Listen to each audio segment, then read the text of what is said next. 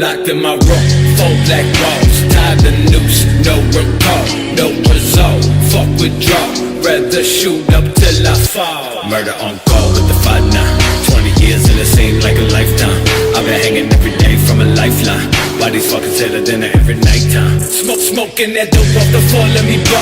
Hopefully don't come, don't fuck with y'all. Spray paint the walls with blood and whatever. Drag you outside, let you rot in the weather.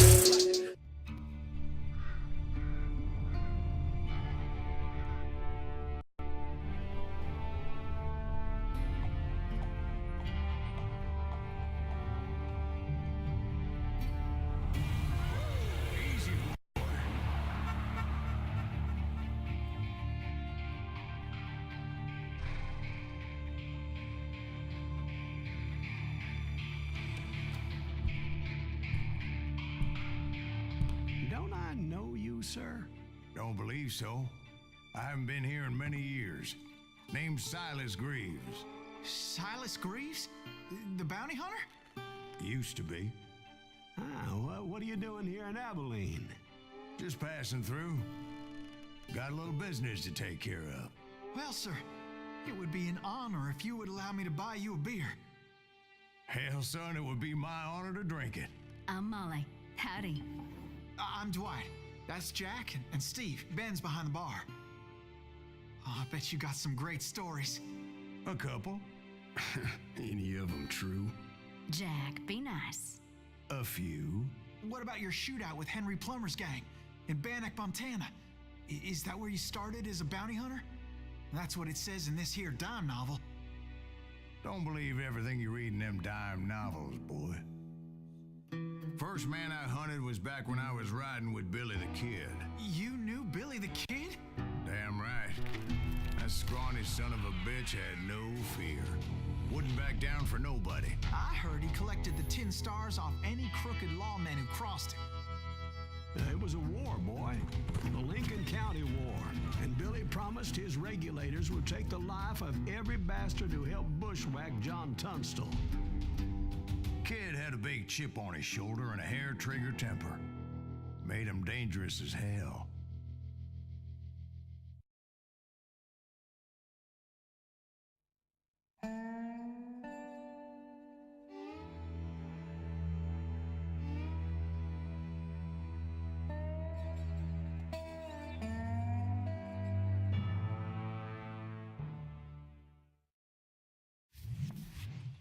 It was about 30 years ago.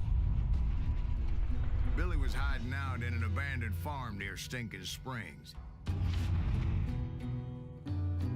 I threw in with the kid because the man I had sworn vengeance on was riding with Billy's enemies. But before I tell you why I want that sumbitch dead, let me tell you what happened that day. I was heading back to the hideout when suddenly I had this funny feeling. Funny, ha-ha? No, Steve. The other kind of funny.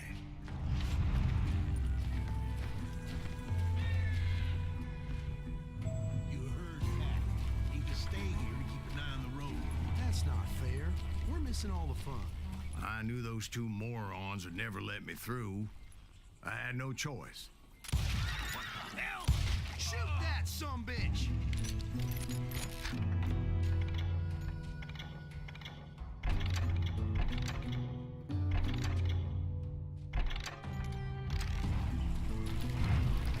Was it Pat Garrett's posse?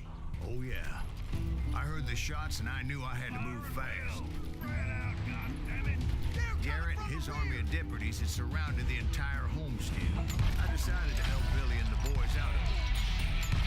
So that's just what I did. As the governor of New Mexico was paying for the kid's apprehension, Garrett was able to hire every gun hand in Lincoln County.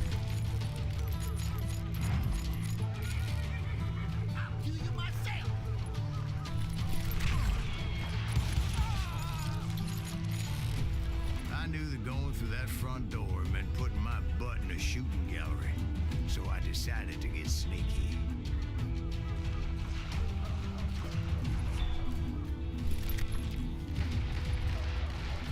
Watch out! Still, one of them reached the water tower. Never around when you need it. a turkey shoot from up there.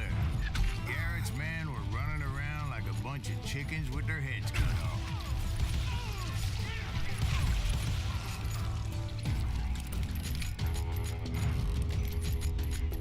Luckily, these shooters Garrett hired weren't the sharpest tools in the shed. A lot of them were saddle tramps or sod busters or drunken drifters looking to make a few bucks.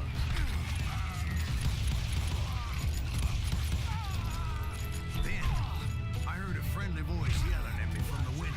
Back door! We'll cover you! Truth be told, things weren't much better behind the house.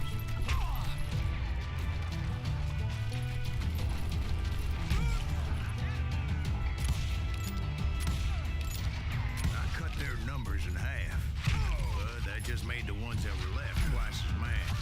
They made up for their lack of skill with a seemingly endless supply of ammo. It was a bit of a slog, but I finally fought my way around the back of the house. I'll be dead, And you like bastards. that, I was inside, none the worse for wear. I passed Dirty Dave, and upstairs I found Billy and Charlie Beaudry.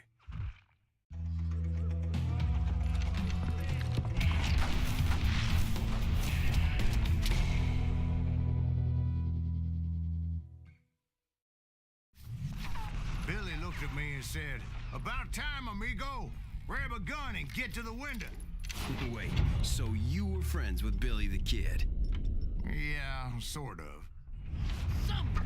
Anyway, we were surrounded by dozens of deputized shooters who wanted to do us harm.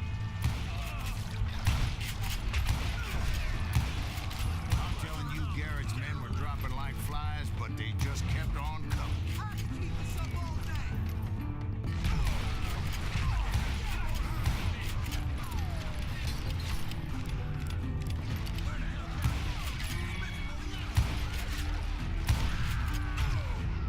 That's when Charlie got hit. "They're catching us in a crossfire," shouted Billy. "Get to the other side."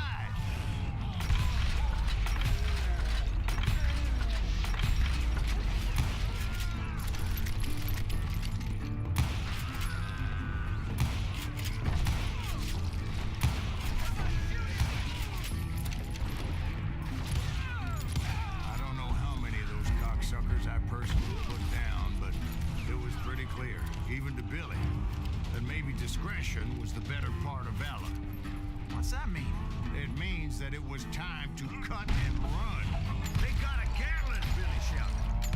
"Get the horses and bring them around back. I'll draw their attention." Bitches are done for. He directed that order at me, and I thought, why the hell do I have to do it? Many would have fled in my place. But I had that false sense of invincibility that many young men have, like Jack here. What are you saying, old man? Jack, he's just joshing with you. Yeah, he better Mr. Greaves, please continue. be. Please, call me Silas, ma'am. Now, where was I? You were heading for the barn. Sounds like Garrett hired a whole regiment of hired guns. Yeah, and just when I thought I was done with them, more of these hapless bastards would pop up. Finally, I had the stables within my reach. And that's when I met Sheriff Pat Garrett. I read that you went toe-to-toe with him, sir. That backstabbing bastard with that tacked-on tin star.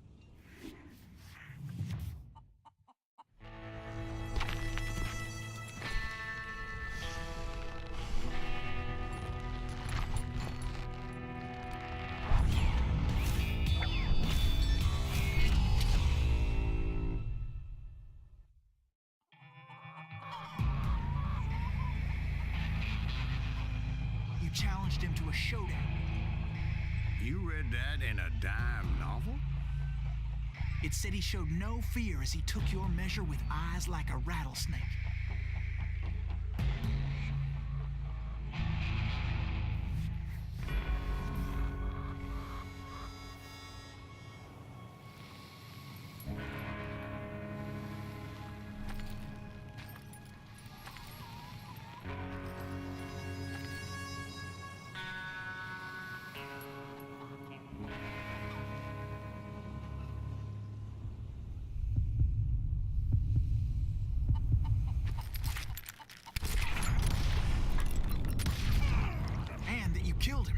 in a fair fight. Is that what that Penny Dreadful said? No, boy. That ain't what I meant when I said I met Pat Garrett. So let me start again. I finally reached those damn stables.